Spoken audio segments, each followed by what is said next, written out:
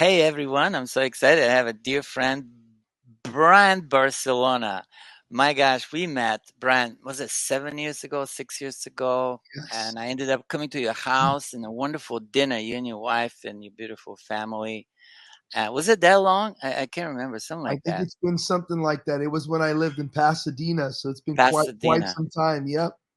That's right. And somehow we got introduced through a mutual friend of ours, and I was doing something in the area, teaching in the school, and I thought, well, give you text and call. And he introduced us something like that, three-way text, and I love the kind of ministry you do because I'm like a no millennial. I'm in my 70s now, but when I was younger, like your age or even younger, born again, my first job for the Lord, it was evangelism, and I was like so natural. I'm a foreigner, and I would just give my testimony. Got saved from rock and roll and craziness, and boom, within 15 minutes, I had these huge altar calls, man. That was so easy for me, so natural. And so I love evangelism. And tell us now a little bit more. You've been ministering in high schools at the time already by several years, right? Because that's how I found out about you. So tell Yeah. us a little bit about you. Just expose our audience to your what you're doing, your ministry, and then what's up today. Go for it.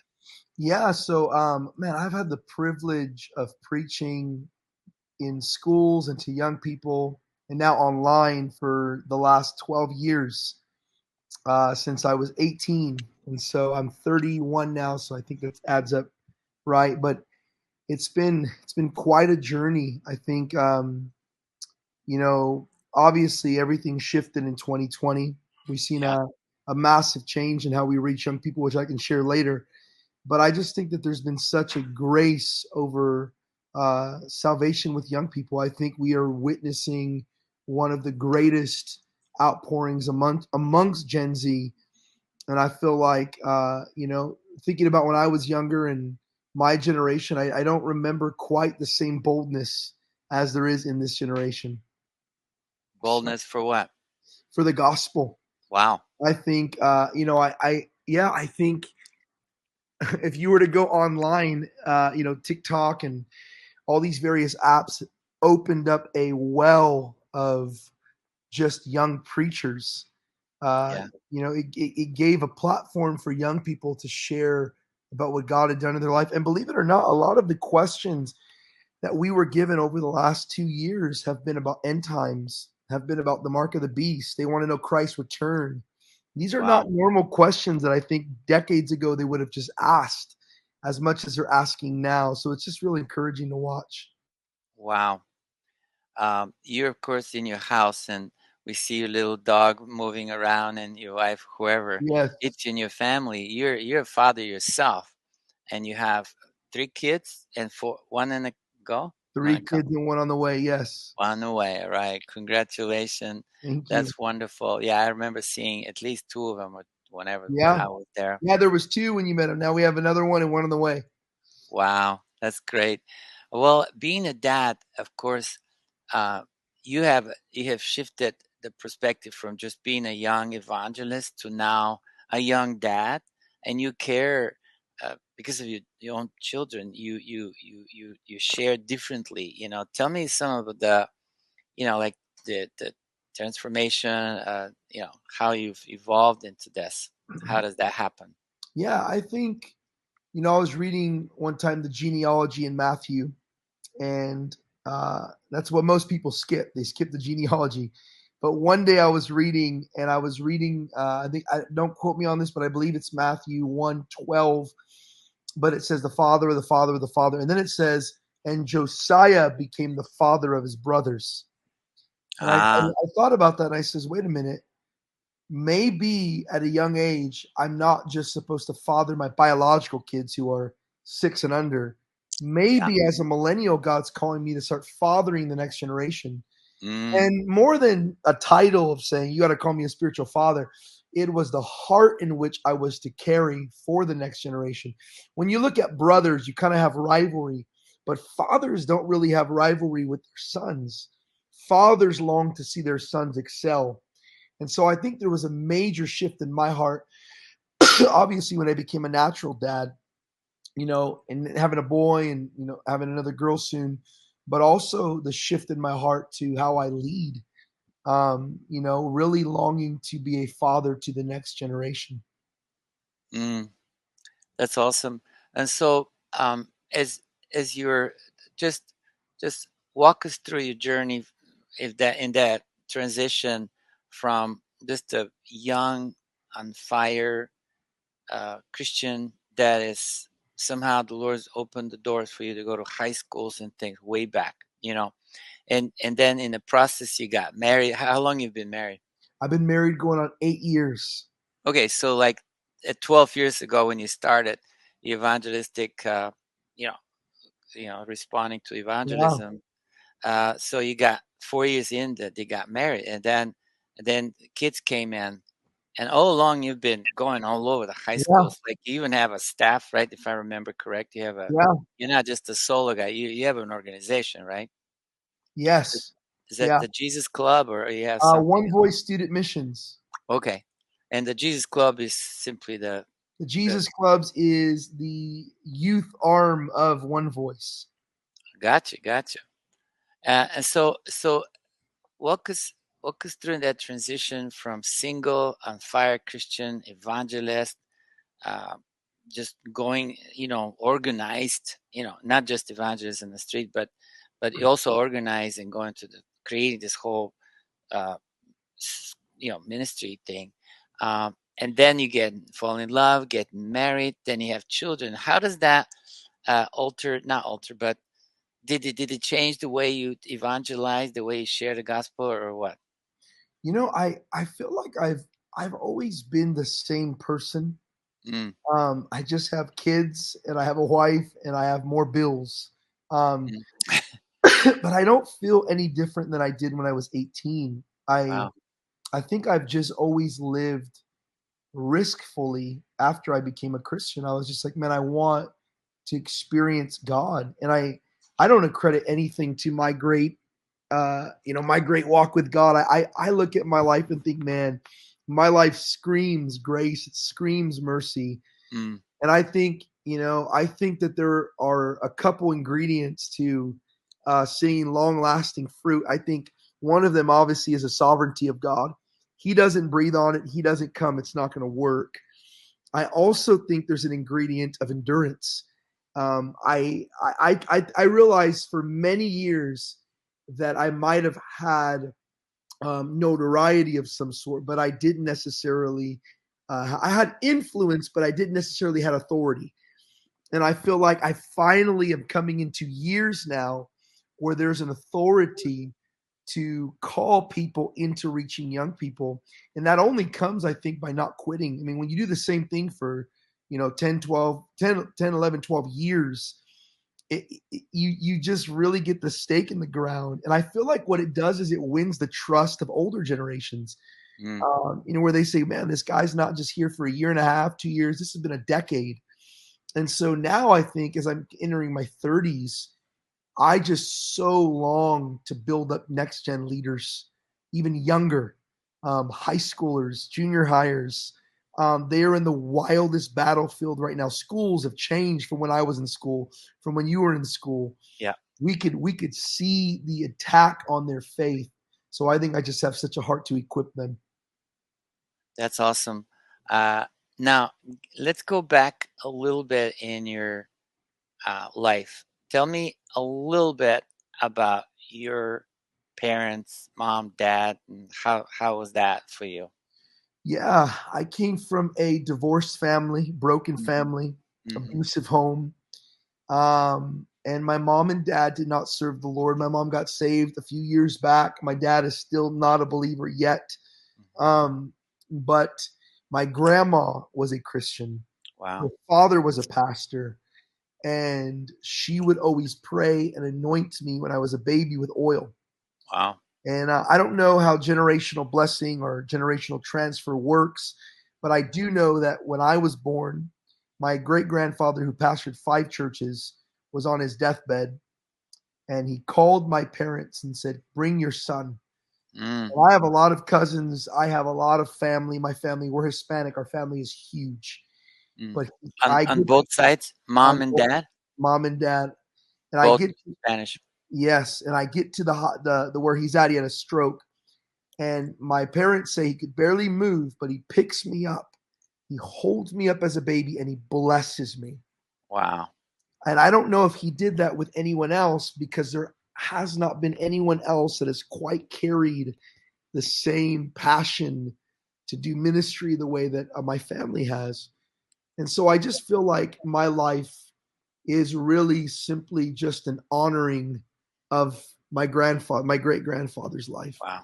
It's like God makes covenants and he Mm. honors, he honors those covenants with other generations, which is why I've never thought, oh, I'm this great old person. I mean, obviously I know there's awesome things God's done, but I do see that God has honored my grandfather's life through my simple yes. Oh, absolutely. Totally biblical, man. I'm thinking Abraham, then I'm thinking Yeah, Isaac, and then I'm thinking uh, more like Jacob, holding the Ephraim and Manasseh and laying yeah. hands, and Joseph's And son. Jacob was messed up, but Totally. God blessed him because he was Yeah. honoring his fathers. Yeah. It's crazy. Absolutely. Absolutely. And he obviously he was messed up, but in some time when we're more messed up, we need God more. Like I was a rock and roll freak. I was raised by the communists. Horrible upbringing as far as like what's happening now. I grew up in mom single mom raised me again like you broken home, but Yeah. mom I never even saw my dad Wow. throughout the whole time. But my mom, with her lips were zipped, she would not talk about anything except wash your hands, let's get to eat, do this, Wow. weather, whatever. Only natural things. Not one thing about the uh, Wow. life philosophy, where we come from. My grandpa Wow. was a entrepreneur, very successful. In its time, he was a multimillionaire, which I found out after the communists fell. That none of that was because it was wealthy people, rich people, successful people, smart people were the enemy of the state. Just Wow. never talk. Anyways, so the point is that I was thinking in your story. I'm trying to get you uh, your which side of what a blessing. Which side of your family, mom or dad, was the grandfather? My grandma, but both of my grandmas on both sides were Christians. Oh, dad's side and mom's side. Yes. And Yeah, it's pretty crazy. which grandpa on mom's side that lifted you up? And My father's side. oh, dad's side. That's amazing. Yet your dad was he himself was not a He is believer. not a believer. My dad was really hurt by the church Oh, and has carried that all these years. yeah. And so I think my life has simply been as consistent as I can, hoping that he's going to come to the faith, by Sure, he seeing the will. fruit. Yeah. I agree with you. We agree with you. Tell me a little bit about your dad, what he did for living, and what little bit about him. Yeah. My dad was a construction worker Wow, and, he always taught me to do everything in excellence. wow. My dad taught me how to work hard. My dad taught me, um, yeah, how to persevere. Out of all, looking back now, my dad was a young dad. He was in his teenage years when he had me. My mom was only 15 when she got pregnant with me. They were Gotcha. babies. Yep, It's babies raising babies. And they were so, Gen Zs. yeah. And I'm thankful that my parents kept me. I'm Wow. thankful that they never got rid of me. I'm thankful that they decided to go through with the birth and here I am. Were they married at the time or no? No, they weren't married. They didn't get married till after I was born. Gotcha. So dad gave you that. That's like a thing of excellence as well as endurance and go work hard, and like he's giving you that example. I mean, he lived it, right? Um, What about your mom? What was she like, and what did she do Um, for living if she worked? my mom was a stay-at-home mom, and she was the one I would accredit any of my affection, my confidence. You know, my mom was always that person, just very loving. Wow. Um, yeah, How many syllables? I mean, siblings, syllables. yeah. How many guy you have brothers, sisters? I am the oldest of six. Wow. Big family. That's wonderful. Yeah, it is so crazy. My gosh. So mom was there, the affectionate mom, which is great. So you got two excellent qualities of life, hard work, tough, excellent, drive it to make it. And then you have Yes. this affectionate side that you didn't lack hugs or kisses or just good words. And that is huge in the shaping of your ministry today. Not spiritually that much as spiritually came from your grandpa. I'm kind of analyzing, Yeah. uh, but I would just want to honor whoever honors due. But mom and dad gave you, uh, of course, broken home and stuff, but they gave you individual good qualities, which now your ministry is reflecting some of that. And because Jesus is totally the king and the father and the raiser, right? He's making us up. So Yeah. I'm just excited. Yeah. What's a real quick? What's in the future for you? Where do you see yourself 5, 10 years from now? Well, I think I'm going to keep doing what I've always been doing, Sure. raising my family, Hmm. loving our community and reaching young people. Hmm. Um, That's yeah, so good. I'm not really married to a method. I feel Yeah, like yeah. methods change and Right. ways you reach people change, but Hmm. I am for sure married to the message and to what God has said to do. And there's a promise that schools in America would encounter Him. So I think I'm just Eh, going to keep doing that until He says otherwise. sure. And give me, like in 2 sentences, the message. What is it? Yeah, I think in simple terms, Jesus is worthy of the reward of His suffering. We've heard that. Mm. And I think that part of my calling is to equip people to speak the gospel to young people and reach young people. I also think I would add a third thing. I have been so recently burdened with empowering parents. Mm. I have realized that the greatest untouched weapon in the body of Christ is a mom and a dad. Wow. I think we put too much on apostolic leaders, on pastors, on whatever. Man, there is nothing like if the dad gets wrecked, the mom gets wrecked. They're both spirit filled. They love the Lord. There is Yeah. just something that's formed in a young person's life when that takes place. That's awesome. Uh, you know, in my life as a minister, in my ministerial understanding of apostles and prophets, in a simple way, to me, they're the moms and the dads, not in that gender thing, but the moms and the dads of the family of God.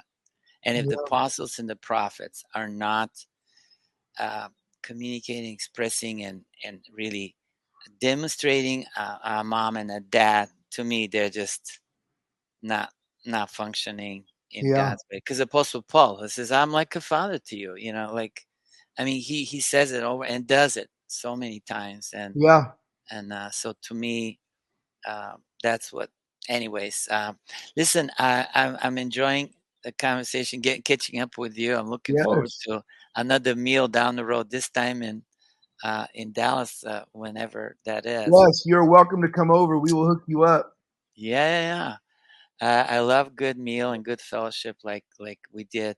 I have two of our leaders here. They're from a school of Supernatural. We've had school going on 10 years this year. So it's Wow, like and started in physical, right, in Harrisburg, Pennsylvania was our headquarters, wow.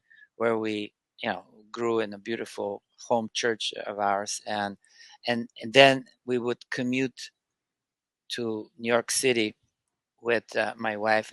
There's a train right 5 minutes from our house and drops us off right in the middle of Manhattan, Penn Station. And so we started a school there. So school in Harrisburg, school there in New York City. Then we just started, Wow. almost started the DC school with Wow. 40 students there, and then further down in distance, the way God gave me this vision, anyways, 10 years ago, was to ultimately reach Boston, because between that corridor, Boston, New York, DC, is like some of the most influential areas as far as education and business and so on, so and government. And so someday, I'm sure our students are going to be leaders On. like those that they're going to introduce. Are going to do the Boston, not necessarily. I don't have to do it all, but some of our students. Anyways, I wanted to introduce Whitney and Wenny to you, and I'm sure one of them will have questions. They love your ministry and they follow, and so hey, Whitney and Wenny, you guys have one question each. They're both in Dallas, by the way. They're like local there Yeah. for you. And we're Yeah. we're doing, just so you guys know too, September 3rd. I don't know if you heard of Gen Z for Jesus. Yes. We'll be in Writers Field, and then we actually we're just locking in. It's gonna be awesome. I don't want to give too much out. We're gonna be announcing, but yeah, you guys. I hope to see you guys there. It's gonna be so fun. I'll Oh definitely yeah, and we have other students as well, graduates and leaders in the area from our school. So we'll back you up, man. And Woo. also Please, any promotion you want us to do, we love please, doing that'd be that. I have amazing. Please. Yeah, we love to do a support you, man, 100%. So Whitney, maybe start with you. Do you have a question? You heard do you guys hear the conversation? Love it. Yes. Yeah. Oh, awesome. So anything, go for it if you have any Okay. question. I mean, I have a couple, but if we're gonna narrow it down, Yeah. um, oh man, it's so hard to pick one because I've seen you talk about suicide, and I want you to talk about that. But I heard you talk about fathering a generation, that you have a heart for that, and so I wanted to ask you, what does that look like tangibly? Like, how are you like fathering the next generation? Yeah. I think that one of the greatest fathers in the Bible is a guy that's really overlooked, and it's Joseph. And if you look at Joseph's life, he actually really relates to a young person today. Jesus as well, and Mary. Mary was a teenage mom, and Joseph was his stepdad.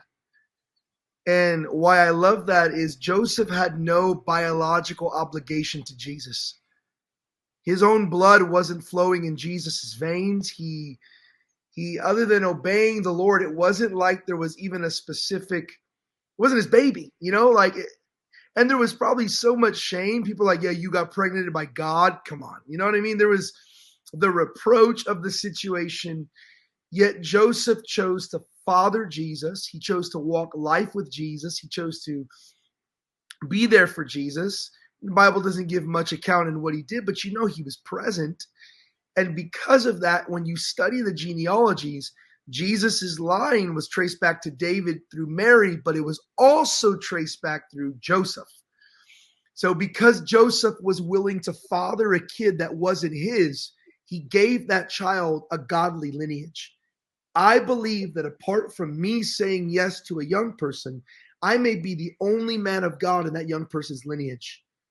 I look at my life and I accredit a lot of what I have because of spiritual fathers that chose to pour into me. And I was grafted into their spiritual inheritance. Lou Engel's been a father of mine for many years. And I can tell you story after story. I feel like I've inherited Lou's favor and Lou's gathering ability. There's so much in which I have that came from him saying yes to speak into my life. Awesome. Winnie, do you have anything in your heart for Brian? Oh yeah. Yeah. I'd love to talk about the gospel. This is especially in the light of the digital age. So I think you also have a book on that, Brian. You have a book on digital evangelism, which Yeah, is Wow. yeah, he does. It's because What's he's the name of definitely it? leading the way. it's called Don't Scroll. Yes. Wow. Cool. Cool title. Go for it, Winnie. Yeah, just wanting you to share your heart. And I mean, we're hosting it online because digital evangelism is something that we're running after. Georgina has been an evangelist at heart, right? Whether it's Yeah. on a platform or a digital platform. And so right now, a lot of people who are watching, I love the conversation you guys were having about parents, because we will have all generations watching this event who I think are going to feel a little bit more empowered and encouraged to stay engaged. So in the light of digital evangelism, what have you and your team been doing? I know you've done a lot with TikTok, even with like baptisms through Zoom, and like you guys are just running with it. So I was actually wondering if you could share your heart on that, so that people who are viewing can just feel, like this is something I can do too. I would say the simplest way to understand digital evangelism is to see it through the lenses of Acts 5:19. And in Acts 5:19, none of us would argue on this stream that the apostles had power. None of us would argue that they preached the gospel. Right? They laid hands and the sick were healed. Here's what's crazy though, is in Acts 5:19, it wasn't the hand or the voice that healed anybody. It was the apostle's shadow. And that to me is the digital space. The digital space is simply, sorry, someone's here right now. The digital space is simply your shadow. It's simply the expression of who you are. And I think when you could look at that, you're going to get so much of a better understanding. What about my comment section? Can that do anything? Well, can a handkerchief that's prayed for cast out demons? According to Acts, it can. If the demonic could ride through comments, video games, horror movies, sexual movies, why can't Holy Spirit ride through videos where the gospel's being preached? Absolutely, man. That's okay. Go for it. Yes. And if you need to stop for a moment, I'm just relocating. I think my children are coming home right now. That's okay. That's good. Well, that's nice. Man, it's been an awesome time together. I got to know you a little better than I did. Now we're going to be praying more intelligently Thank you. for your ministry, and Thank definitely you. we're going to support your September event, I believe, for the Gen Zs. Totally. If I could even make it there, it would be awesome. But if not, our hearts are there. Our leaders are going to be with you around anything you need assistance with, help with. We'll be there for you, man. Yes, definitely. So we bless you, Brian, and look forward to. You know what I love to do, and I just mentioned it now, but I have several friends about your age. Richie Seltzer is one of them, and Sammy Robertson, I believe, and others who are evangelists like yourself. But in the last 2.5 years, they've gone. They didn't stop. They just kept using the internet in a big. I mean, leading people like something like 5 to 7 people a day. Between just those two, and it's like, and I go, how do you guys do it? And then it says, well, I mean, usually ministries, Christians around us, right? But they find a way to invite non-Christian to Christian. There's a whole science. But I'd love to hear your what you do, and then also if you have anybody else, just let us know. But I want to do a Zoom just for that soul winning or GENZFORJESUS online, whatever you want to call it. I just want to get you guys together, like 5, 6 of you total, and which can just educate young, zealous, on fire, Holy Ghost, Jesus people to get how to do it, and just we just want to activate. It's like activate this winning souls kind of spirit, because I'm totally into it, and that would be great. So we'll stay in touch. Love you, man. Appreciate you. Blessings, and thanks for joining. Look forward to see you again. Bless you, Brian. Thanks, Brian. Nice to meet you. Yeah, bless y'all. Thank you. Thank you.